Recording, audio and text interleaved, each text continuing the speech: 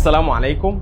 زي ما عودناكم في كل فيديو بنتعلم تعبير جديد، وتعبيرنا النهارده معناه انا في طريقي الى، وبنقولها بالانجلش كده I'm on my way.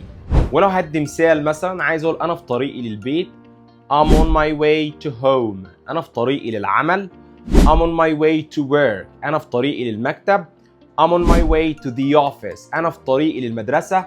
I'm on my way to school، انا في طريقي للمصنع. I'm on my way to the factory، أنا في طريقي للشركة. I'm on my way to the company، أنا في طريقي للبنك. I'm on my way to the bank. ده التعبير. تعال بقى نسمعه في فيديو ونشوف هما بيستخدموه ازاي. وأول فيديو معانا بيقول Alright I'm on my way but we can stay long. أوكي؟ ومعناه أنا في طريقي بس مش هنطول. تمام؟ أنا شرحت، دورك دلوقتي إن أنت تسمع وتردد وتعمل الشادو. Let's say shadow guys. All right, I'm on my way, but we can't stay long, okay? All right, I'm on my way, but we can't stay long, okay? نروح للفيديو التاني وهو بيقول Okay, alright, listen, well, I'm on my way back to the office right now and I'll see you soon. نقوله تاني.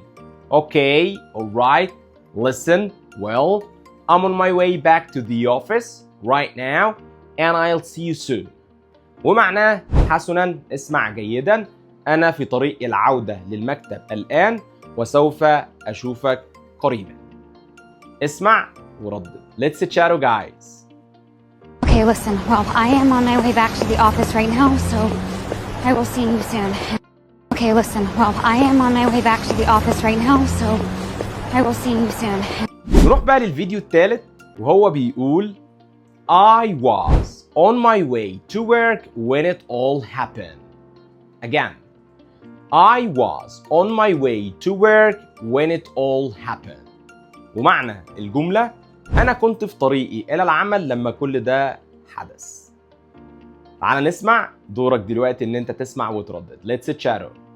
I was on my way to work when it all happened. I was on my way to work when it all happened. ويبقى كده احنا وصلنا لنهاية الفيديو. ولو عجبك الفيديو ما تنساش اللايك والكومنت، واشوفكم ان شاء الله في فيديو جديد. سلام.